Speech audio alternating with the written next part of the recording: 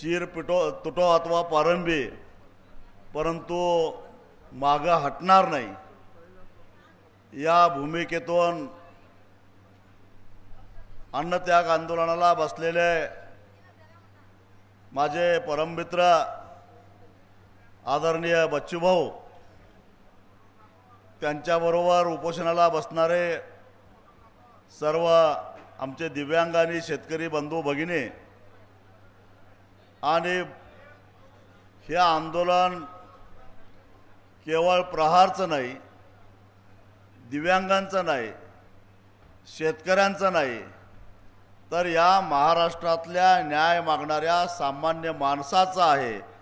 म्हणून या आंदोलनाला पाठिंबा द्यायला आलेले तुम्ही सर्व बंधूंनो, भगिनींनो, आणि आमचा आवाज महाराष्ट्राच्या कानाकोपऱ्यामध्ये पोहोचवणाऱ्या आमच्या पत्रकार बंधूंनो, बच्चूभाऊने वेगवेगळे प्रश्न घेऊन या ठिकाणी आंदोलन सुरू केलेलं आहे. पण त्यातले कळीचे दोनच प्रश्न महत्त्वाचे आहेत, ते म्हणजे शेतकऱ्याचा 7/12 कोरा करणे आणि दिव्यांगांचं अनुदान.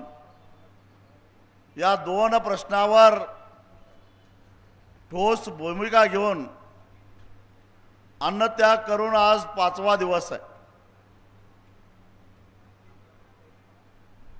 5 दिवस झाले, पण या सरकारला काही दया यायला तयार नाही. महात्मा गांधींनी अन्नत्यागाचं, उपोषणाचं जे हत्यार उपसलेलं होतं, अनेक वेळा महात्मा गांधींनी उपोषण केलेलं होतं. ते यासाठी का त्या काळामध्ये इंग्रजांचं राज्य होतं, परकीयांचं राज्य होतं, आम्ही गुलामीत होतो. पण ज्यांनी आमच्यावर गुलामगिरी लादलेली आहे त्यांना आमच्या आत्मक्लेशामुळं, आमच्या स्वतःलाच त्रास घेण्याच्या वृत्तीमुळं त्यांच्या अंतरात्म्याला पाझर फुटो आणि त्यांना चांगली सुबुद्धी मिळावी या उद्देशानं महात्मा गांधींनी अनेक वेळा उपोषणं केली. गोरे गेले, काळे आले, पण हे काळे त्याच्यापेक्षाही खतरनाक निघाले. यांना काही आत्मक्लेशाचं देणं घेणं नाही आहे असं मला वाटायला लागलेलं आहे. पण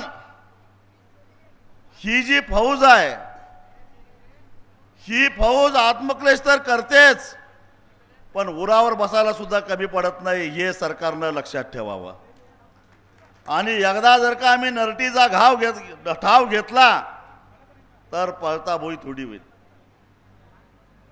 मला वाटतं की आज 5वा दिवस, कुठल्या तरी रेती माफियाच्या वाढदिवसाला सुद्धा हेलिकॉप्टर घेऊन येणाऱ्या पालकमंत्र्यांना इथं यावं असं वाटलं नाही. असं दिसते, लाज वाटली पाहिजे त्यांना. ते जर काम बदलीचं असतं तर लगेच आले असते. पण इथं महाराष्ट्राच्या कानाकोपऱ्यातून लोक येत आहेत. महाराष्ट्राच्या दुसऱ्या टोकातून मी आलेलो आहे. पण या जिल्ह्याच्या पालकमंत्र्यांना कधी काळी आपल्या बरोबर असणारा, आपल्या मंत्रिमंडळामध्ये सहकारी असणारा, गेली 20-25 वर्ष विधानसभेमध्ये सहकारी असणारा आपला एक जीवाभावाचा मित्र उपोषणाला बसतोय. आणि तो मला कुठला तरी वाळूचा ठेका द्या, दुसरा काहीतरी ठेका द्या, अमक्याची बदली करा, तमक्याची बदली करा म्हणून मागणी घेऊन बसलेला नाही. तर तुम्हीच या शेतकऱ्यांना फसवून त्यांची जी मतं घेतली, 7/12 कोरा करण्याचं आश्वासन देऊन त्यांची मतं घेतली, तो शब्द पाळा हे सांगण्यासाठी आमचे बच्चूभाऊ उपोषणाला बसलेले आहेत. काय जगा वेगळी ती मागणी केलेली नाही. काही अशक्य असं काही त्यांनी मागितलेलं नाही. जे अशक्य आहे ते करायचा तुम्ही प्रयत्न करताय, परंतु जे शक्य आहे ते करण्याची तुमची नियत नाही. आणि म्हणून या सरकारला आता सामान्य माणसाची ताकद काय असते हे दाखवून देण्याची वेळ आली आहे असं मला वाटतं. काय आश्वासन दिलं होतं त्यांनी? महायुतीचा जाहीरनामा काढून बघा. तसं तर शेतकऱ्याचं कर्ज संपवायचं आश्वासन महायुतीनं आणि महाविकास आघाडीनं दोघांनीही दिलेला होता. महाविकासनं 3 लाखापर्यंतची कर्ज आम्ही संपवून टाकू अशा प्रकारचं जाहीरनाम्यातून आश्वासन दिलं होतं. हे त्याच्या पुढे गेले. इथंच मला वाटतं की मूर्तिजापूरला देवेंद्र फडणवीस म्हणाले 3 लाख कशाला, जेवढं 7 बाऱ्यावर कर्ज असेल ते 7 बारा आम्ही कोरा करू, कोरा कोरा कोरा असं 3 वेळा म्हणाले का नाही? इथंच मूर्तिजापूरलाच मला वाटतं म्हणाले आणि त्यांच्या महायुतीच्या जाहीरनाम्यामध्ये सुद्धा त्याचा उल्लेख आहे. आणि या महायुती सरकारचे अर्थमंत्री अजितदादा पवार काय म्हणतात की राज्याची स्थिती तशी नाही. मग राज्याची स्थिती तशी नव्हती तर जाहीरनामा काढला त्यावेळी तुम्ही शुद्धीत नव्हता का? त्याही वेळा अजितदादा राज्याचे अर्थमंत्रीच होते का? शेतकऱ्यांना फसवायचं म्हणून ठरवून तुम्ही जाहीरनामा काढला? या आमच्या शेतकऱ्यांच्या भावनेशी खेळण्याचा अधिकार तुम्हाला कोणी दिलेला होता का? आमची फसवणूक केली. अजितदादा पवार एकदा कोल्हापूरला आले होते मार्च महिन्यामध्ये. मला वाटतं की 25 की 26 मार्च होता. विमानानं आलेले होते आणि त्यांना जिल्हाधिकारी कार्यालयामध्ये जायचं होतं. फक्त 16 मिनिटे लागतात कोल्हापूर विमानतळावरनं जिल्हाधिकारी कार्यालयात पोचायला. आणि त्या दरम्यान त्यांना घ्यायला जी सरकारी गाडी आलेली होती त्या गाडीचा एसी बंद पडला. गडी घामाघूम झाले आणि म्हणाले की एसी बंद का पडला? गाड्या जुन्या झाल्या. लगेच म्हणाले कलेक्टरला नवीन गाडी घ्या. कलेक्टर म्हटले एक शासनाची परवानगी घ्यावी लागेल. मी म्हणजे शासन आता परवानगी देतो. म्हणजे या माणसाला 15 मिनिटं गाडीचा एसी बंद पडल्यानंतर कासावीस झाल्यासारखं झालं. काही मरत नव्हता पण लगेच नव्या गाड्या घ्यायचा आदेश दिला. अरे या महाराष्ट्रातल्या शेतकऱ्यांना तुम्ही फसवलेलं आहे. आश्वासन दिलेलं आहे. काय आश्वासन दिलेलं आहे तर तुमचा 7 बारा कोरा करतो. शेतकरी काय फुकटा नाही. आज दररोज 8 शेतकरी आत्महत्या करतायत. 8 शेतकऱ्यांच्या आत्महत्या होत आहेत दररोज. तरी यांना पाजर फुटत नाही. आम्ही काही जगावेगळी मागणी करत नाही. बर शेतकऱ्यांच्या आत्महत्या का होत आहेत याचं कारण यांच्याच केंद्र सरकारनं. एक तुम्हाला उदाहरण देतो सोयाबीनचं. सोयाबीनला यांनी हमीभाव दिलेला होता गेल्या वर्षी 4,892 4,892 रुपये हमीभाव होता. खरं तर तो सुद्धा हमीभाव उत्पादन खर्चापेक्षा कमी होता. पण तरी गृहीत धरू की 4,892 हा हमीभाव आहे. त्या हमीभावाला तरी सोयाबीन विकला का हो? यांनी सोयाबीन खरेदी केंद्र सुरू केली. त्याच्यामध्ये जेमतेम 7.5 लाख टन एवढा सोयाबीन खरेदी केला गेला. त्यातलाही 30% सोयाबीन हा व्यापाऱ्यांनी त्यांना दिलेला होता, शेतकऱ्याचा नव्हताच. जवळपास 65 लाख टन सोयाबीन शेतकऱ्यांना बाजारामध्ये विकावा लागला. आणि बाजारामध्ये विकल्यानंतर त्यांना दर मिळाला 4200 ते 4600 पर्यंत, 3200 पासून 4200 पर्यंत सरासरी काढली तर जवळपास क्विंटल पाठीमागे 1200 रुपये तोटा झाला शेतकऱ्यांचा. 65,000 टनाचा 65 लाख टनाचा जर हिशेब केला तर जवळपास 7.5 लाख टन 7.5 लाख रुपये 7.5 कोटी रुपये शेतकऱ्यांचा तोटा झाला. हमी भावापेक्षा कमी किमतीमध्ये सोयाबीन विकल्यामुळे एका सीझनला फक्त सोयाबीन उत्पादक शेतकऱ्यांचा, मग कपास, तूर, हरभरा, ज्वारी, अमुक तमुक, धान या सगळ्याचा हिशेब केला तर किती पैसे होतील. शेतकऱ्याला उत्पादन खर्चापेक्षाही कमी किमतीमध्ये शेतीमाल विकल्यामुळं त्यानं काढलेलं कर्ज त्याला फेडता आलं नाही, ही वस्तुस्थिती आहे. आणि निर्लज्जपणे हे कबूल सुद्धा करतात. म्हणून शेतकरी कर्जबाजारी झालेला आहे. त्यात बरीच भर म्हणून यांनी याच महायुतीच्या युतीनं निवडणुकीमध्ये हेही आश्वासन दिलेलं होतं, केंद्र सरकार जो काही हमीभाव जाहीर करल त्याच्यावर 20% अनुदान देऊ. म्हणजे 4,892चा 20% म्हटलं तर ते 1,000 रुपये होतात. म्हणजे जवळपास क्विंटल पाठीमागे 2200 रुपये हे आम्हाला देणं लागतात. 72 लाख टन एवढं सोयाबीनचं उत्पादन झालं महाराष्ट्रामध्ये गेल्या वर्षी. या हिशेबानं एकट्या सोयाबीन उत्पादक शेतकऱ्यांचेच 15,000 कोटी रुपये देणं लागतात. सारं मिळून आपलं कर्ज 30-32 हजार कोटीच्या वर जात नाही. मी अजून ऊसाकडे गेलेलो नाही, मी अजून कपाशीकडे गेलेलो नाही, मी अजून इतर पिकाकडे गेलेलो नाही, मी अजून धानाकडे गेलेलो नाही, मी उडदाकडे गेलेलो नाही, मुगाकडे गेलेलो नाही, भुईमुगाकडे गेलेलो नाही. या साऱ्या पिकांचा जर हिशेब केला तर जवळपास एका वर्षात 50,000 कोटी रुपये हेच आमचे देणे लागतात. आणि आमचं कर्ज त्याच्यापेक्षाही कमी आहे.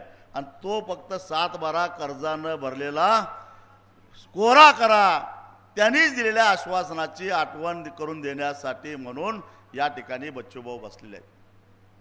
यांच्याकडे पैसे नाहीत का हो?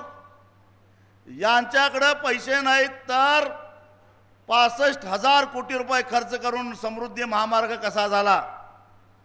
यांच्याकडे पैसे नाहीत तर 86,300 कोटी रुपये खर्च करून शक्तीपीठ महामार्गाचा घाट यांनी का घातला? यांच्याकडे पैसे नाहीत तर बुलेट ट्रेनसाठी पैसे कुठले येतात? यांच्याकडे पैसे नाहीत तर गेल्या 10 वर्षामध्ये या देशातल्या उद्योगपतींनी 15 लाख कोटी रुपयाची कर्ज बुडवली, राईट ऑफ करून घेतली त्यांची कर्ज. ती ॲडजस्टमेंट कुठनं झाली? यांच्याकडे पैसे नाहीत तर यांच्या मंत्रिमंडळामध्ये मांडी लावून बसणारे महाराष्ट्रातले साखर कारखानदार जे आहेत, त्या साखर कारखानदाराच्या कर्जाला हमी कुठली आली? त्याला हमी सरकारनंच घेतली. मग हे आमच्या आता काय म्हणतात, किती फसवणूक बघा. आम्ही कर्ज माफ करणार आहे पण ते 29ला आमच्याकडे आता पैसे नाहीत. म्हणजे अजून एकदा फसवून, आणखीन एकदा शेतकऱ्यांना गंडवून आणि एकदा शेतकऱ्यांची मतं घेण्याचा यांचा डाव आहे. अनेक मंत्री म्हणतात आम्ही करणार आहे. एकही मंत्री असं म्हणत नाही आम्ही करणार नाही. मग करणार आहे तर लेका, आमच्या डोक्यावर आता जे काही कर्ज आहे ते गोठव. तुला कधी काशी करायची ते कर आणि कधी कर्ज बँकेला भरायचं ते भर. पण या कर्जाची जबाबदारी आत्ताच सरकारनं घ्यावी. कर्ज गोठवावं आणि नवं कर्ज मिळण्याचा शेतकऱ्याचा मार्ग मोकळा करावा, एवढंच आमचं म्हणणं आहे. तुम्ही करणार आहे ना? तुमच्यावर आमचा विश्वास नाही. आमच्या कर्जाची जबाबदारी घ्या. तुम्ही 2029ला भरा बँकेकडं, 2040ला भरा. आम्हाला काय करायचं? आमच्या डोक्यावर असलेल्या कर्जाची जबाबदारी घ्या. ते कर्ज गोठवा, त्याचं व्याज बंद करा. जसं तुम्ही साखर कारखान्याच्या कर्जाची हमी घेऊन बँकांना सांगितलं ते कर्ज आम्ही भरू, तसं तुम्ही या कर्जाची जबाबदारी घ्या आणि शेतकऱ्याला यातनं मोकळं करा। यांना लाजा वाटल्या पाहिजेत। 30-30 हजारासाठी 40-40 हजारासाठी शेतकरी आत्महत्या करायला लागलेले। पैसा नाही का यांच्याकडे? मग हजारो लाखो कोटीची मोठमोठे प्रकल्प उभा करायला यांच्याकडे पैसा कुठला येतो? ठेकेदारांच्यासाठी, तुमच्या होला हो मुंडी हलवणाऱ्या विधानसभेतल्या तुमच्या सहकाऱ्यांना खुश करण्यासाठी, त्यांची ठेकेदारी त्यांची दलाली चालावी यासाठी हे हजारो कोटी रुपयाचे कर्ज काढून तुम्ही हे प्रकल्प घेता आणि या भोळ्या बाबड्या बिचाऱ्या गोरगरीब शेतकऱ्यांना, या दिव्यांगांना किती द्यावे लागणार आहे तो? पण त्यांना देण्यासाठी जर का तुमच्याकडे पैसे नसतील तर आज गरिबासारखा न्याय मागणारी माणसं तुमच्या छाताडावर बसून तुमचा नरडीचा घोट घेतल्याशिवाय राहणार नाहीत। हे या सरकारमधल्या लोकांनीच लक्षात ठेवावं। माझी तुम्हाला सगळ्यांना विनंती आहे की बच्चूभाऊ इथं उपोषणाला बसलेत, इथं एक वेळ या मंडपामध्ये नाही आला तरी चालेल, पण आज ह्या क्षणापासून महाराष्ट्राच्या कानाकोपऱ्यामध्ये जिथं जिथं हे मंत्री पोलिसांचा ताफा घेऊन फिरतील त्या मंत्र्यांना भर सभेत तुडवल्याशिवाय गप्प बसायचं नाही, तर खऱ्या अर्थानं बच्चूभाऊंना पाठिंबा मिळेल। उगाच इथं येऊन बसून काय उपयोग नाही। यांना सामान्य माणसाची भीती वाटली पाहिजे, यांना सामान्य माणसाची दहशत त्यांच्या मनामध्ये निर्माण झाली पाहिजे, तरच कुठंतरी आपला काहीतरी टिकाव लागेल, आपल्याकडे लक्ष दिलं। आपण काय जग मागतोय का यांच्याकडे? काय चंद्र सूर्य ताऱ्याना म्हणतोय काय? आपण यांच्याकडे न्याय मागतोय। एका दाण्याचे 1000 दाणे करणारा हा शेतकरी, ज्या तुकडोजी महाराजांनी म्हटलं कच्चा माल मातीच्या भावे पक्का होताची चौपटीने घ्यावे, कैसे सुखी होतील ग्रामजन पिकुनी या उपाशी। आमचा कच्चा माल कवडी मोल किमतीनं विकावा लागावा, अशा प्रकारची यांनी धोरणं राबवली। म्हणून ज्यावेळी आम्हाला भाव मिळतो त्यावेळी एखादं शुभ कार्य करायला जावं आणि काळं मांजर आडवं यावं, तसं अपशकुन करायला हे सरकार म्हणून येतात। याने जर का अदानीला पाम तेल आयात करायला परवानगी दिली नसते, त्या पाम तेलावरचं आयात शुल्क कमी केलं नसतं, तर सोयाबीनला तुम्हाला 9,000 9,500 रुपये भाव भेटला असता। सरकारनं आमचा सोयाबीन खरेदी करावा असे भीक मागायची आमच्यावर वेळ आली नसती। या सरकारनं बाहेरच्या देशातून मका आयात केला नसता तर आमच्या मक्याला चांगला भाव मिळाला असता। या सरकारनं बाहेरच्या देशातून कापूस आयात केला नसता तर आमच्या कापसाला 1200-1500 रुपयापेक्षा जास्त भाव मिळाला असता। आमच्या शेतीमालाला भाव न मिळण्या पाठीमाग सरकारचं धोरण आहे आणि हे शरद जोशी नेहमी सांगत होते। सरकार बदलली, आघाड्या बदलल्या, पण वृत्ती बदलली नाही। लक्षात ठेवा, वृत्ती तीच राहिली। इथं असताना विरोधात असताना शेतकऱ्यांची बाजू घ्यायची, शेतकऱ्यांच्या बाजूने बोलायचं आणि सत्तेत गेल्यानंतर शेतकऱ्याला विसरायचं। ही जी प्रवृत्ती आहे त्या प्रवृत्तीमुळे खऱ्या अर्थाने शेतकऱ्यांचा घात झालेला आहे। आणि म्हणून 1200 म्हटलं मी, कापसाला 12,000 रुपयाच्या वर भाव मिळाला असता, चुकून 1200 बोललो तर। म्हणून सरकारच्या धोरणामुळे उत्पादन खर्चापेक्षा कमी किमतीमध्ये आम्हाला आमचा शेतीमाल विकावा लागला, म्हणून त्याची जबाबदारी घेऊन सरकारने या कर्जाची जबाबदारी घ्यावी आणि याला आम्हाला मोकळं करावं। एवढी साधी सोपी गोष्ट आहे। त्यांना काय वाटतं, शेतकऱ्याचं कर्ज जातंय कुठं? मॉर्गेज आहे, लिलावात काढो। उद्योगपतींना कर्ज देताना त्यांचं काय मॉर्गेज घेतलं? एक चांगली साधी चांगली फाईल बघायची, त्याला DPR म्हणायचं, प्रोजेक्ट रिपोर्ट म्हणायचा, आणि त्याच्या आधारानं हजारो कोटी रुपये काही तारण न देता द्यायचं आणि ते कर्ज बुडलं की मग आता कर्ज वसूल करायला काही साधनं नाहीत म्हणायचं आणि राईट अप करायचं आणि बँका अडचणीत आल्या तर देशाच्या अर्थमंत्र्यांनी बजेटमधनं पैसे काढून या राष्ट्रीयकृत बँकांना द्यायचं। हे धंदे आता आम्हाला कळालेले आहेत। त्यामुळं शेतकऱ्यांच्या कर्जाची जबाबदारी घेतल्याशिवाय या सरकारला आता सुटका नाही। बंद करा ते बुलेट ट्रेन, बंद करा ते शक्तीपीठ, बंद करा ते हजारो कोटी रुपयाची कर्ज योजना। पहिल्यांदा या देशातला शेतकरी जगवा आणि शेतकरी जगला नाही तर तुम्ही उपाशी मराल एवढी ताकद या शेतकऱ्यामध्ये सुद्धा आहे, लक्षात ठेवा। जर शेतकऱ्यांना ठरवलं नाही, शरद जोशी म्हणायचे शेतकऱ्यांना केला नाही पेरा तर खायला काय धत्तुरा। एक लक्षात ठेवा, या 140 कोटी जनतेला जगवायचं काम हा इमानदारीनं काम शेतामध्ये काम करणारा शेतकरी करतोय। त्याला हलक्यात घेऊ नका, त्याला सोप्यात घेऊ नका, त्याची जबार किंमत तुम्हाला चुकती करावी लागेल। एवढाच सरकारला माझा इशारा द्यायचा आहे। मला आता बच्चूभाऊंनी सांगितलं आता काहीतरी VC मार्फत VCवरून ऑनलाईन मीटिंग काहीतरी घेणार आहेत असं कळालं। आज काय निर्णय घ्यायचा तो घेऊन देत, पण बच्चूभाऊ 7-12 कोरा झाल्याशिवाय मागे हटायचा नाही आणि दिव्यांगांचा जो काय प्रश्न आहे तो प्रश्न सुटल्याशिवाय मागे हटायचा नाही। बघू कसं करत नाहीत। मी सरकारला 1 दिवसाची मुदत देतो। मी तुम्हाला सगळ्यांना विनंती करतो, महाराष्ट्राच्या कानाकोपऱ्यातून आलेलात, आता मी इथून गेल्यानंतर तेच उद्योग करणार आहे। जर या सरकारनं आजच्या मीटिंगमध्ये काही झालं नाही, उद्या दिवसभरामध्ये सरकार काही निर्णय घेतला नाही तर मी तुम्हाला सगळ्यांना विनंती करतो, कारण सगळे येऊन इथं पाठिंबा देऊन गेलेले आहेत। मला वाटतं जारंगे पाटील येऊन गेलेले आहेत, सगळेच येऊन गेलेले आहेत आणि अजूनही काही लोक येणार आहेत। आपण सगळ्यांनी मिळून बच्चूभाऊंचं उपोषण अजून किती दिवस हो, जीव पणाला लावलेला आहे। अजून 2 ते 3 दिवसाच्या वर त्यांची शरीर साथ दिला असं वाटत नाही।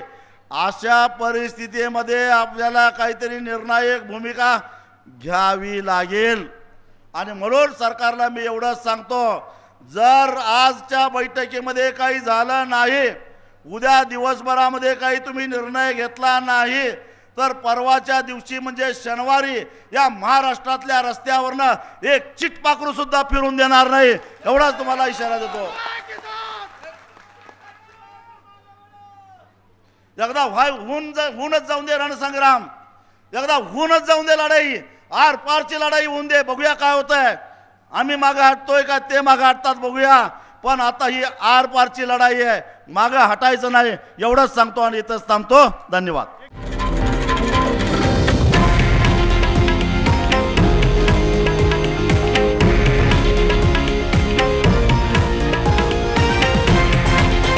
हे आहे देशातील नंबर 1 न्यूज नेटवर्क आणि आपण पाहत आहात TV9 मराठी, एकमेव।